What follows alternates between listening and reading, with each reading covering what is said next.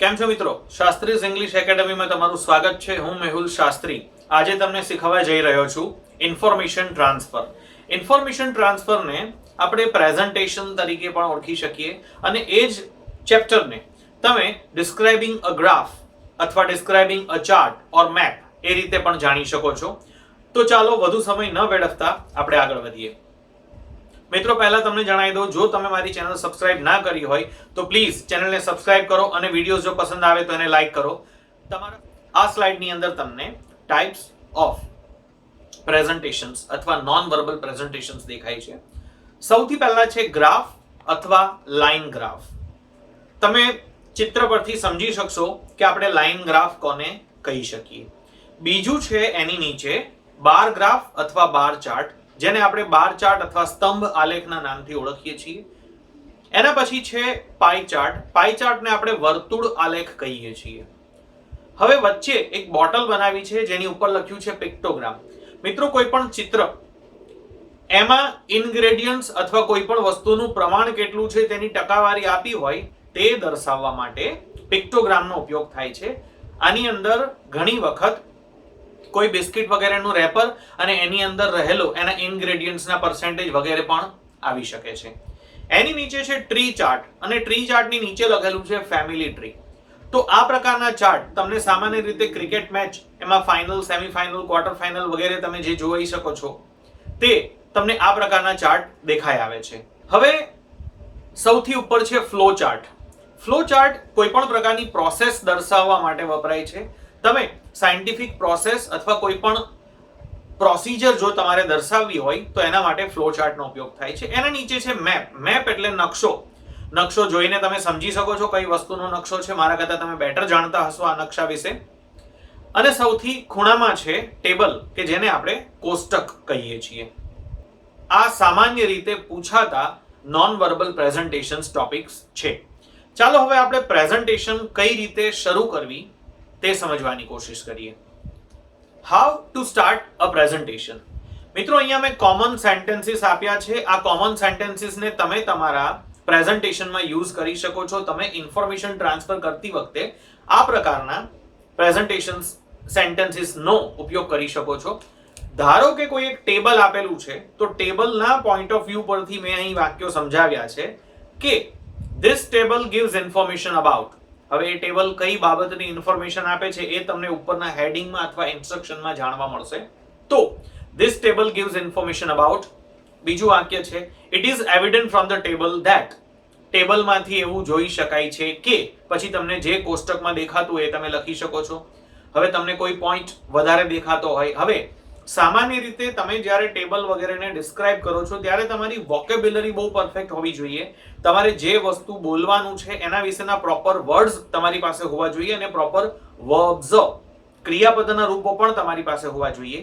દાખલા તરીકે તમે કોઈ રીઝનની વાત કરી રહ્યા છો, કોઈ ઇશ્યુની વાત કરી રહ્યા છો, કોઈ પ્રોબ્લેમની વાત કરી રહ્યા છો, કોઈ કારણ એટલે કે કોઝની વાત કરો છો, કોઈ ફીચર એટલે કોઈ લક્ષણની વાત કરો છો, કોઈ વ્યક્તિની પર્સનાલિટીની વાત કરો છો, તો જે પણ ટોપિક પર તમે વાત કરી રહ્યા છો એનો પ્રોપર વર્ડ તમારી પાસે હોવો જોઈએ. તો આપણે લખી શકીએ કે the biggest reason here is, અથવા ધ બિગેસ્ટ પ્રોબ્લેમ ઇઝ, અથવા ધ બિગેસ્ટ ફીચર ઇઝ. એના પછીનું વાક્ય તમે એક પોઈન્ટ પરથી બીજા પોઈન્ટ પર જ્યારે વાતને લઈ જાઓ છો તો આપણે એવું કહીશું moving to the next reason, moving to the next problem, moving to the next cause. પછી એનું નામ આવશે અને પછી આપણે લખીશું which is the second biggest. Moving to the next problem dash which is the second biggest problem, which is the second biggest thing, which is the second biggest issue. તો આ રીતે તમે તમારા વાક્યોને અલગ અલગ રીતે સમજાવી શકો છો. એના પછી છે the next reason અથવા the next problem we must consider is. એના પછી જે આપણે ગણનામાં લેવું જોઈએ તે પ્રોબ્લેમ આ છે, તે ઇશ્યુ, તે રીઝન આ છે. If we talk about the fourth reason, જો આપણે ચોથા રીઝનની વાત કરીએ તો, જો આપણે પાંચમા રીઝનની વાત કરીએ તો આ રીતે તમે સ્ટેપ બાય સ્ટેપ વાક્યને લખી શકો છો. અને જ્યારે તમે છેલ્લી લાઈન લખો છો તો આપણે એવું કહીએ કે ઉપસંહાર કરતા પહેલા, કન્ક્લુઝન પહેલા, તો બિફોર કન્ક્લુઝન અથવા બિફોર એન્ડિંગ અથવા finally we must check the last problem, the last issue, the last cause. તો આ રીતે તમે તમારા વાક્યોને ગોઠવી શકો છો. હવે આપણે એક્ઝામ્પલ સમજવાની કોશિશ કરીએ. અહીંયા એક પાઈ ચાર્ટ એટલે કે વર્તુળ આલેખ આપ્યો છે. ઉપરનો ઇન્સ્ટ્રક્શન જણાવે છે કે agriculture and green house gas emission. તો એગ્રીકલ્ચર અને ગ્રીન હાઉસ ગેસ એમિશન્સ કઈ રીતે થાય છે એની સમજૂતી આપી છે અને તમને સહેલાઈ થાય અને તમને ઇઝીલી એક્સપ્લેનેશન મળી રહે તે માટે મેં નીચે એની વાક્ય રચના અને સ્ટાર્ટિંગ પણ આપેલું છે. The information presented here in this pie chart gives details about agriculture and greenhouse gas emissions. We know that greenhouse gas emissions is the main cause for pollution and global warming. It is evident from the chart that agriculture is the least in percentage of greenhouse gas emissions and it is 9% only. હવે મિત્રો અહીંયા જે red words લાલ કલરમાં જે શબ્દો આપ્યા છે એ most common sentences અથવા કોમન ફ્રેઝીસ છે, કોમન વર્ડ્સ છે અને જે બ્લેક વર્ડ્સ છે તે તમારે ફેરફાર થતા રહેશે જે તમારો ગ્રાફ હશે એ પ્રમાણે.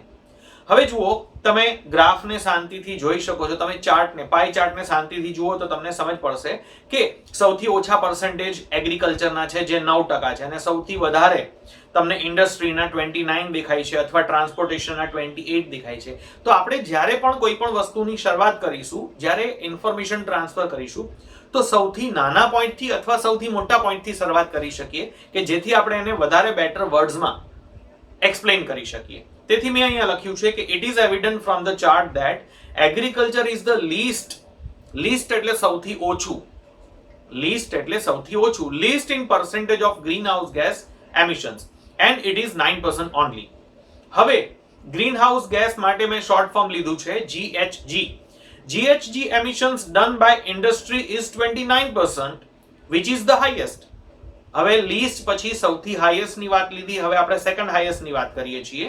Other than industry, transportation is also the main cause for GHG emissions with 28% which is second highest.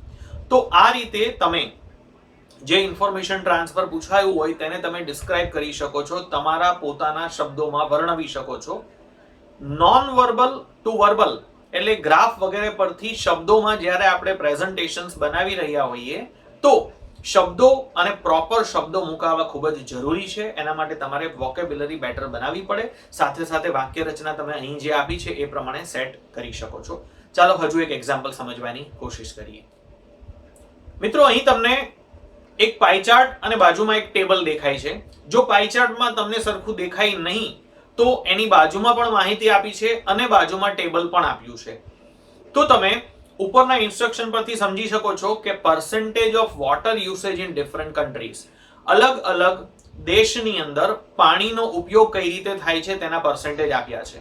હવે તમે ટેબલ પરથી અથવા પાઈ ચાર્ટ પરથી માહિતી કઈ રીતે લખવી તે નીચે જણાવેલા એક્ઝામ્પલમાં સમજો. This table athwa this pie chart gives information about the percentage of water usage in different countries. Here we can say that the percentage of water usage in India is 7%. Whereas no meaning થાય છે જ્યારે, એટલે જ્યારે એક વસ્તુની comparison સાથે બીજી વસ્તુની કમ્પેરિઝન થોડી વિરોધી રીતે કરવાની હોય ત્યારે આપણે whereas અથવા while નો ઉપયોગ કરી શકીએ. Whereas the percentage of water usage in China is 15%. It is evident from the table athwa pie chart that the water usage percentage in USA is 22%, which is the highest. USA ની અંદર 22% water usage થાય છે કે જે સૌથી highest છે. Japan uses 8% water, which is too much if we compare it with India as per the population of the country. હવે જો દેશના population એટલે વસ્તીની દ્રષ્ટિએ ગણતરી કરીએ તો ઇન્ડિયા 7% વોટર યુઝ કરે છે જ્યારે જાપાન 8% વોટર યુઝ કરે છે, તો જાપાનના પર્સન્ટેજ વધારે ગણાય. આ રીતે તમે જે પણ માહિતી દેખાઈ આવે છે એ તમે વધુને વધુ શબ્દોમાં લખી શકો છો. મિત્રો, ચાર્ટને નોન વર્બલ થી વર્બલમાં જ્યારે આપણે પ્રેઝન્ટેશન કરીએ ત્યારે, એટલે કે ચાર્ટ અથવા ગ્રાફને જ્યારે આપણે પેરેગ્રાફમાં લખવાનું થાય અથવા એના વિશે વાક્યો લખવાના થાય તો જરૂરી નથી કે દરેક માહિતી લખવી, પણ મુખ્ય માહિતીને લખવી જરૂરી છે એક. અને જ્યારે તમે એક્ઝામ વગેરે માટે લખી રહ્યા છો ત્યારે તમારે એક જ સરખા વાક્યો લખવાના હોતા નથી. તમારે ત્યાં તમારી માસ્ટરી બતાવવી જરૂરી છે. એક વાક્યને એક રીતે લખો, બીજા વાક્યને થોડું અલગ રીતે મોડિફાઈ કરીને લખી શકો છો, ત્રીજા વાક્યને અલગ રીતે લખી શકો છો. 3-4 અલગ અલગ પેટર્ન લખ્યા પછી ફરી પાછી તમે પહેલેથી પેટર્ન કોપી કરી શકો છો. મતલબ 3-4 પેટર્ન થી અલગ અલગ પ્રેઝન્ટેશન આપીને તમારે ચેક કરવા વાળા વ્યક્તિને જણાવવું જરૂરી છે, I can manage it easily. ચાલો હજુ એક એક્ઝામ્પલ સમજવાની કોશિશ કરીએ. મિત્રો, અહીંયા બાર ચાર્ટ એટલે કે સ્તંભ આલેખ આપેલો છે. તમને ઉપર હેડિંગ આપ્યું છે production of fertilisers by a company over the years. હવે તમે ધ્યાનથી સ્ટડી કરો. નીચે જે એક્સ અક્ષ જેને આપણે કહીએ છીએ હોરિઝોન્ટલ લાઇન એટલે સમાંતર રેખા જે છે જેને આપણે એક્સ અક્ષ ગ્રાફ મુજબ કહીએ છીએ, એની પર 1995, 96, 97, 98 થી લઈને 2002 સુધીના વર્ષો આપ્યા છે. નીચે યર્સ એવું લખેલું છે. અને વાય અક્ષ પર એટલે કે વર્ટિકલ લાઇન પર પ્રોડક્શન ઇન 10,000 ટન્સ, 10,000 કિલોમાં જે પ્રોડક્શન થયું છે તેના અંક આપેલા છે. હવે આપણે અંક જોઈ શકીએ કે પહેલા 10,000 છે, પછી 20,000, પછી 30,000, 40,000. એટલે જે 10, 20, 30, 40 છે તેને 10,000 ના આંકમાં સમજવાનું છે. એટલા ટન ઉત્પાદન થયું છે એ રીતે સમજવાનું છે. હવે આપણે જો આનું ડિસ્ક્રિપ્શન શરૂઆત કરીએ તો આપણા સમજૂતી મુજબ this bar chart gives information about. હવે ઉપરનું ઇન્સ્ટ્રક્શન લખી શકો, production of fertilisers by a company over the years. Okay. હવે બીજી લાઈન, કયા વર્ષથી શરૂ થઈને ક્યાં સુધીનું પ્રોડક્શન સમજાવેલું છે, આપેલું છે. તો તમે કહી શકો છો here we can see that the information regarding 1, 2, 3, 4, 5, 6, 7, 8 8 વર્ષની માહિતી છે એવું પણ લખી શકો છો. Here we can see that the information regarding 8 years from 1995 to 2002 is given here. ત્રીજું વાક્ય, we can see that the production in 10,000 tons is given on Y vertical line અથવા on the vertical line. પછી તમે step by step દરેક વર્ષની માહિતી લખી શકો છો. તમે કહી શકો છો કે in 1995 the production of fertilizers was 25,000 tons. In 1996 the production increased. Production વધ્યું. કેટલું થયું? 25 માંથી 40. તો in 1996 the production increased. It was 40,000 tons. Then in 1997 production again increased.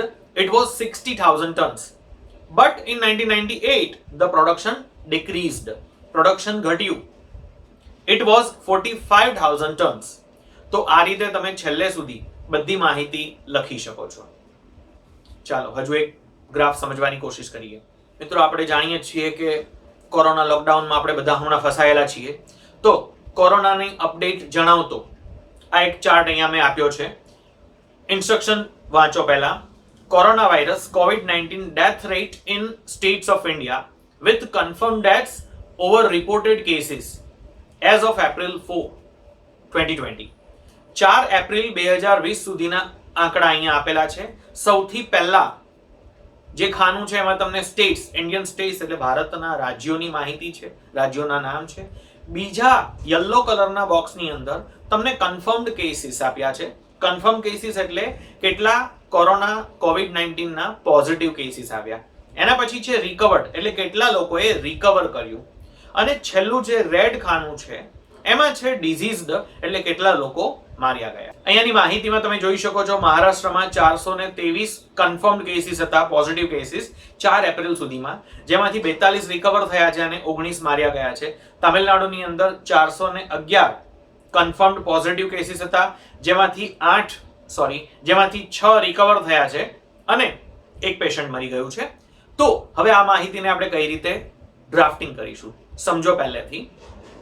This table gives information about coronavirus death rate in states of India. This table gives information about COVID-19 death rate in states of India. The information here gives idea about confirmed deaths over reported cases as of April 4th, 2020. Here we can see that in Maharashtra there were 423 confirmed cases of COVID-19. Out of 423, 42 persons recovered and 19 deceased, and 19 died due to COVID-19. The rest of the patients are under treatment. In Tamil Nadu, there were 411 confirmed COVID-19 cases. Out of 411 cases, only 6 recovered, but the death rate is also very less. Only one patient died due to COVID-19 up till 4th April. The rest are under the treatment. If we talk about Delhi, the confirmed cases in Delhi of COVID-19 are 386. Out of 386 positive cases, 8 recovered and 6 died. તો મિત્રો આ રીતે તમે આ ટેબલને સમજાવી શકો છો. મિત્રો આશા કરું છું તમને ઇન્ફોર્મેશન ટ્રાન્સફર અથવા non verbal to verbal presentation અથવા પ્રેઝન્ટેશન સમજાઈ ગયું હશે. જો તમને વિડીયો પસંદ આવ્યો હોય તો વિડીયોને લાઈક કરો, મારી ચેનલને સબસ્ક્રાઇબ કરો અને બેલ આઇકનને દબાવી દો, જેથી સૌથી પહેલા તમને નવા વિડીયો અપલોડ થાય તેની માહિતી મળી રહે. Thank you.